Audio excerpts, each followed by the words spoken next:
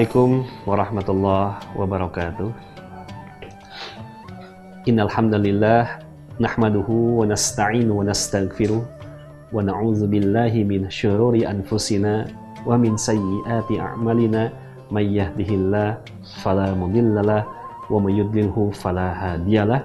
Asyhadu an la ilaha illallah wahdahu la syarikalah wa asyhadu anna Muhammadan abduhu wa rasuluh alladzi la nabiyya ba'da.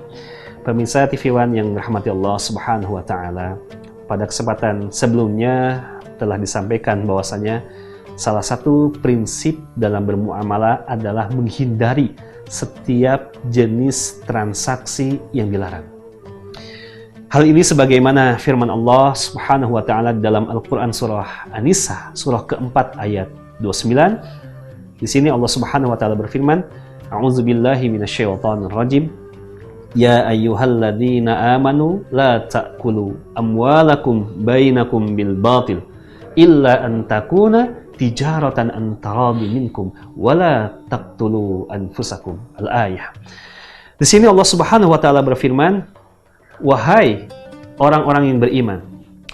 Khitab atau seruan ini ditunjukkan oleh Allah Subhanahu wa taala kepada alladzina amanu, yaitu orang-orang yang beriman. Siapa orang-orang yang beriman? Para ahli tafsir mengatakan alladzina yusaddiquna billahi wahdah, yaitu orang-orang yang dia membenarkan tentang keesaan Allah Subhanahu wa taala. Wa bi risalati Muhammadin sallallahu alaihi wasallam, serta membenarkan kerasulan Nabi Allah Muhammad sallallahu alaihi wasallam, wa amalu bisyara'ihi, serta mengamalkan seluruh syariat-syariat yang Allah dan Rasulnya gariskan. Ini menunjukkan bahwasanya ketika kita diseru oleh Allah Subhanahu wa taala sebagai hamba yang beriman, maka ada konsekuensi. Bukan hanya kita mengesahkan Allah, membenarkan kerasulan Muhammad sallallahu alaihi wasallam, tapi juga mampu untuk mengamalkan syariat-syariat Allah Subhanahu wa taala. Para ahli tafsir mengatakan, tatkala Allah menyeru orang-orang beriman dalam Al-Quran, maka bisa memiliki dua makna. Pertama, bisa saja maknanya adalah perintah untuk melakukan sesuatu. Misalnya, di dalam Al-Quran ada firman Allah, ya ayyuhalladzina amanu kutiba alaikumusiyam. Hai orang-orang beriman, telah difardukan atas kalian ibadah saum. Ayat ini memerintahkan atau berisi perintah untuk melakukan saum.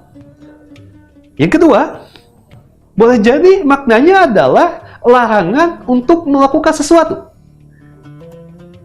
Sebagaimana firman Allah Subhanahu wa taala yang sedang kita bahas ini, yaitu surah An-Nisa ayat 29. Larangan apa? Yaitu larangan memakan harta sesama kalian dengan cara yang batil.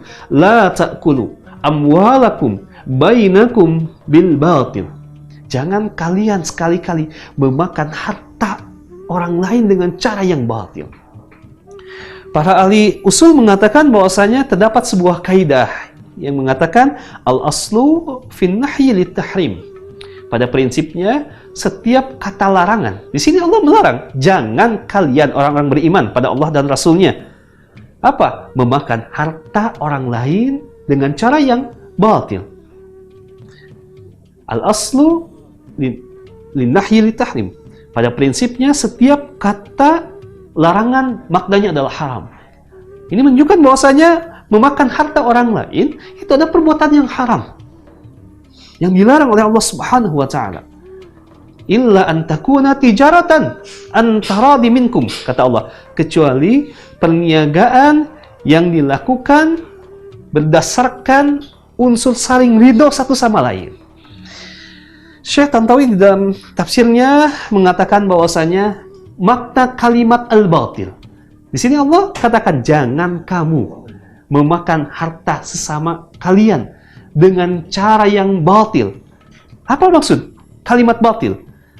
Batil adalah kulun tasarruf, setiap bentuk muamalah atau transaksi yukhalifu syar', yang bertentangan dengan norma-norma syariah. Apa saja?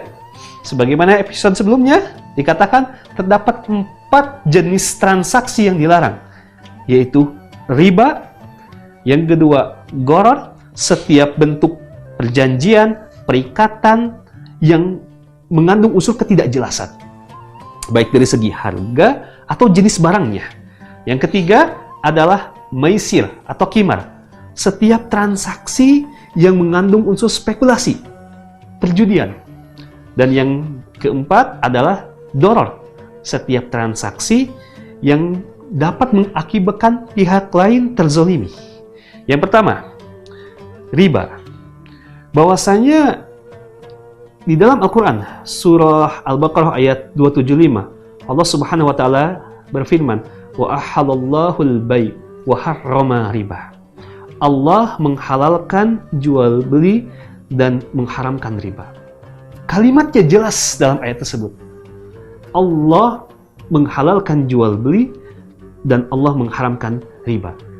Sehingga semua ulama sepakat, telah berijma bahwasanya setiap transaksi atau muamalah yang di dalamnya mengandung unsur riba, maka hukumnya batil.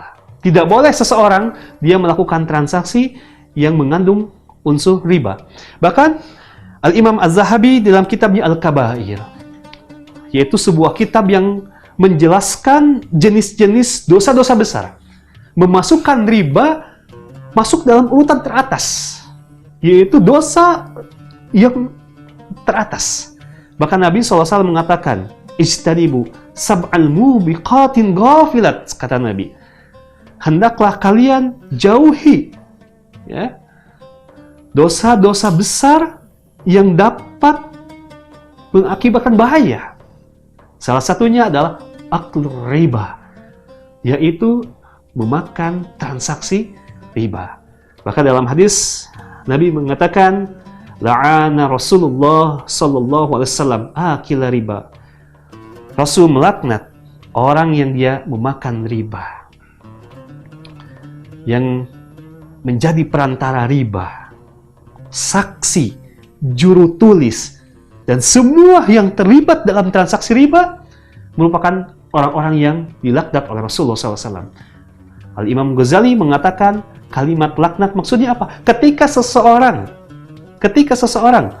dia melakukan sebuah dosa, ya, dia melakukan sebuah dosa dan dia tidak bisa keluar dari dosa tersebut, bahkan berpotensi dia melakukan dosa-dosa yang lain, maka ini pertanda orang tersebut dilaknat.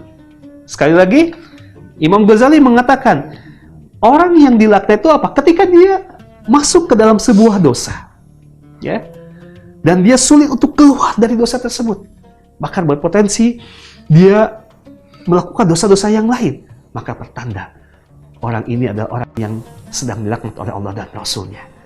Nauzubillah.